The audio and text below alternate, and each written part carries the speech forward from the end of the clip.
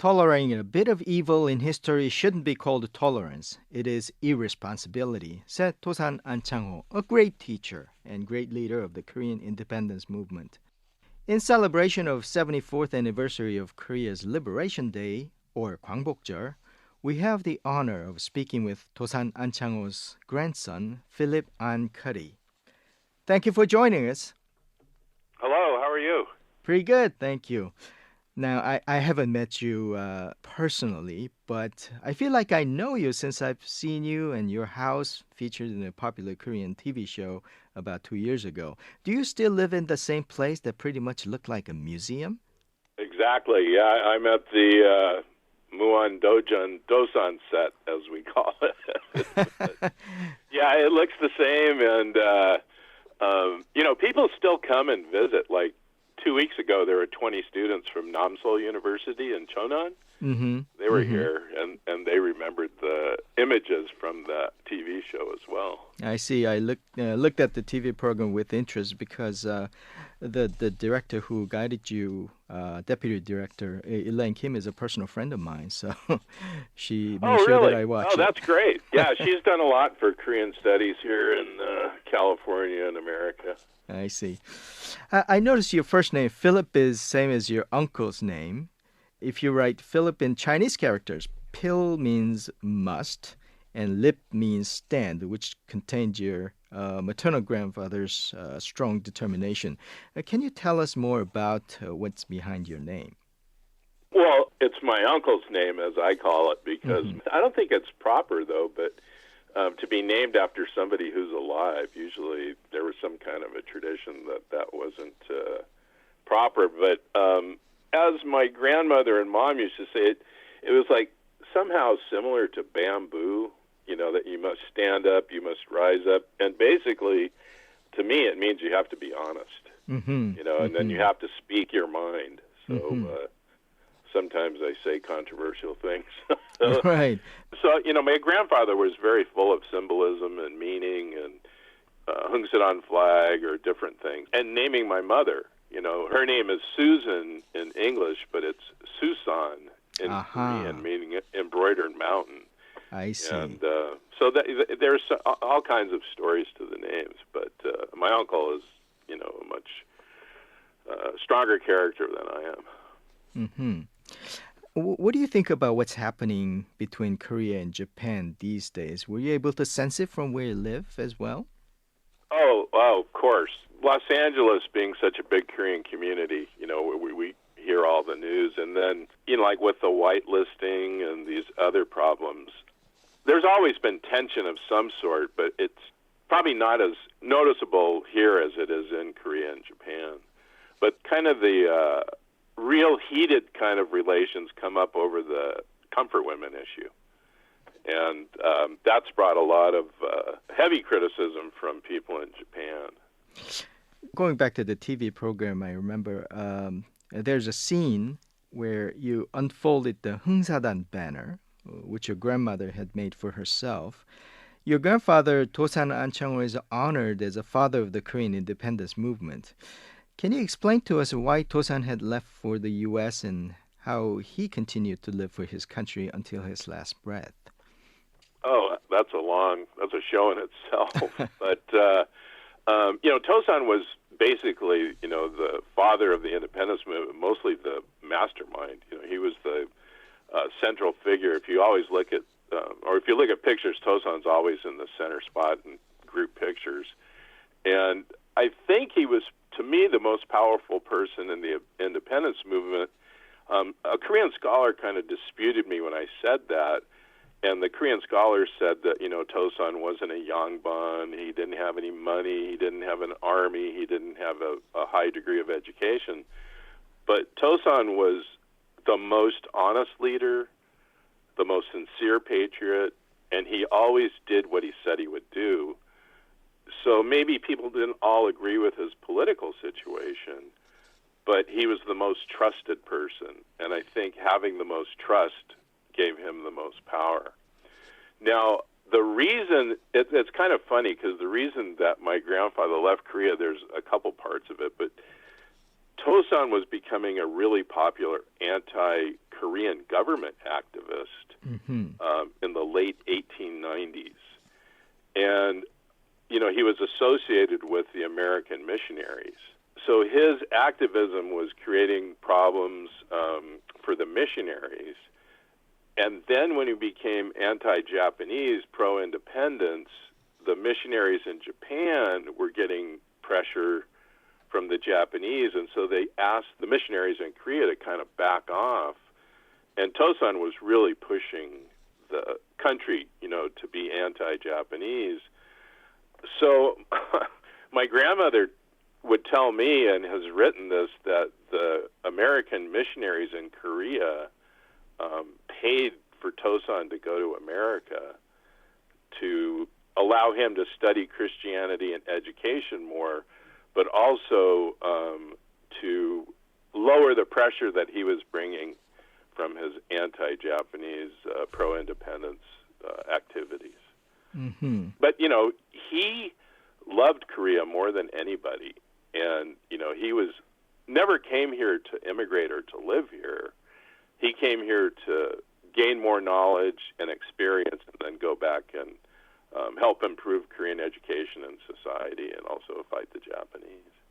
I think I'm with you on your earlier part of the answer, precisely because he was not from the traditional leadership class at the time. I think it's more meaningful that he had nothing, like compared to other patriots or situations, Tosan had nothing to lose. He was a shepherd boy, and his father had died when he was 11, and his mother, being a single woman, Tosan not only saw the destruction of things like the Sino-Japan War in 1894, 1895, he remembered the Kapsan coup of Soje Peel. So all these things influenced him, and then when he saw how tradition wasn't allowing Koreans to modernize like Japan was in the Meiji Reform, he really felt that he had to develop Korea to become a democratic country, and and he dedicated himself to that. But it was for love of country more than anything.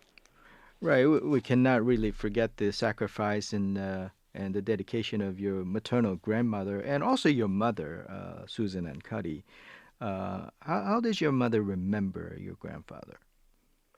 My mom remembers, my grandfather was tall. He was, 5'10".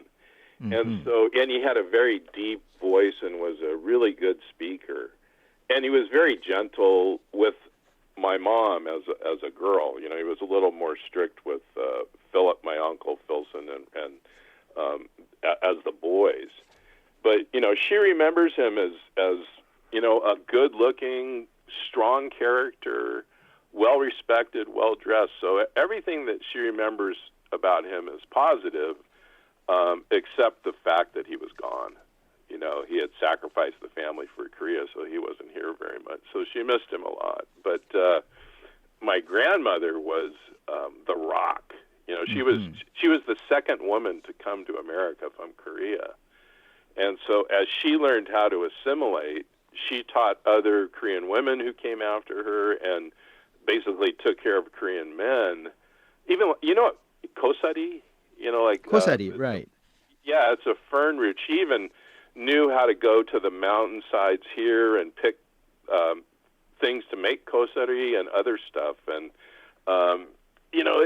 she worked in a hospital as a cook and a cleaning lady.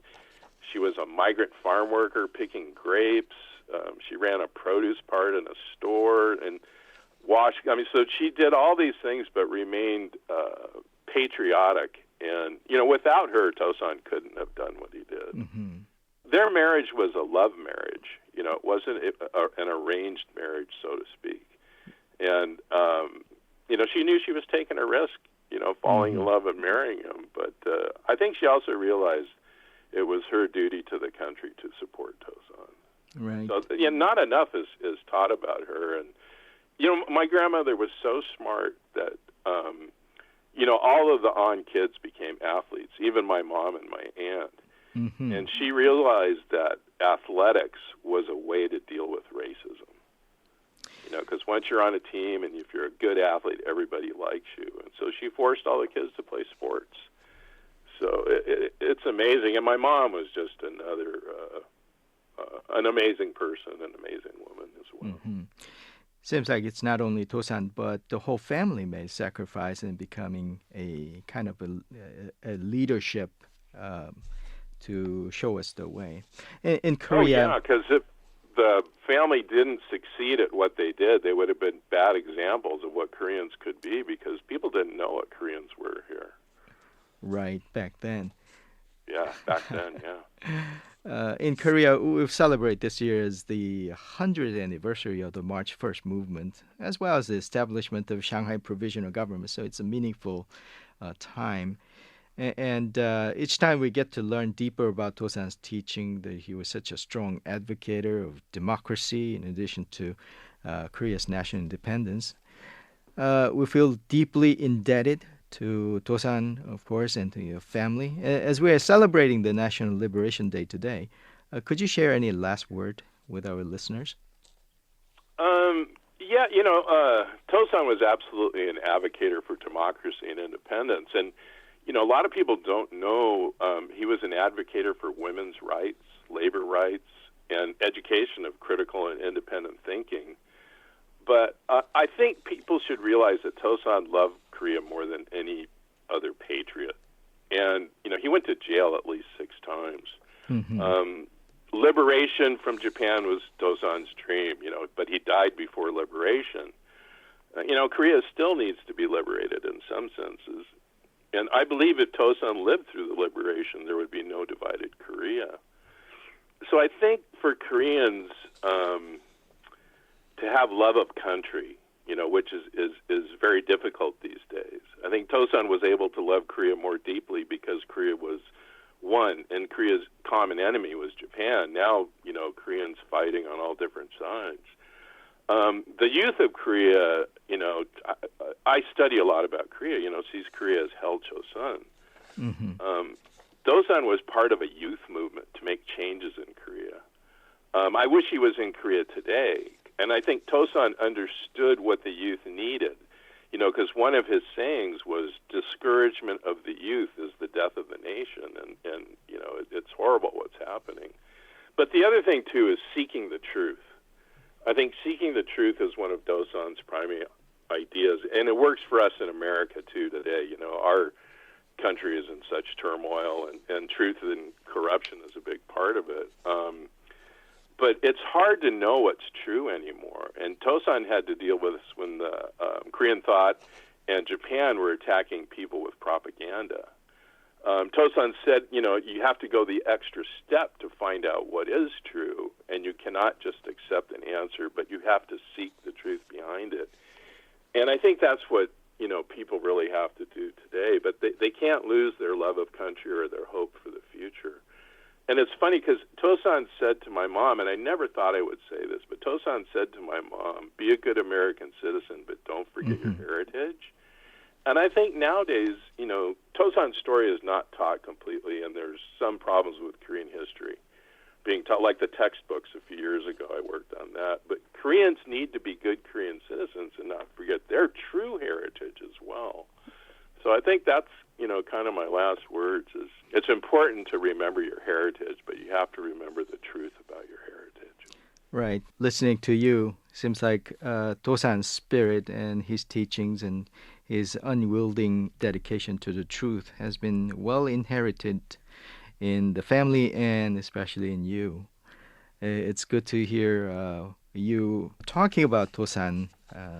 These days, the Liberation Day and our relationship with Japan and how we think about our country has become more meaningful. And it's great to hear from Tosan Ahn Chang Ho's grandson to talk about it and kind of giving us lessons of the Tosan Ahn Chang Ho as a mouthpiece. Thank you very much. I'm happy I'm able to do it. It's an honor for me to fill in, for these kind of talks with the people of Korea. No, but I'm very proud of my Korean heritage, and especially proud that I'm the grandson of such a great patriot and member of such a great Korean American family. Mm-hmm. Honor and pleasure is certainly mutual. Thank you very much, Phillip. Thank you. It was my pleasure. Anytime you have any questions, let me know. Thank Great. you. And happy Liberation Day. Thank you. Happy Liberation Day. That was Dosan Ahn Chang Ho's grandson, Phillip Ahn. Next up is News Bite with Kim Hae-young.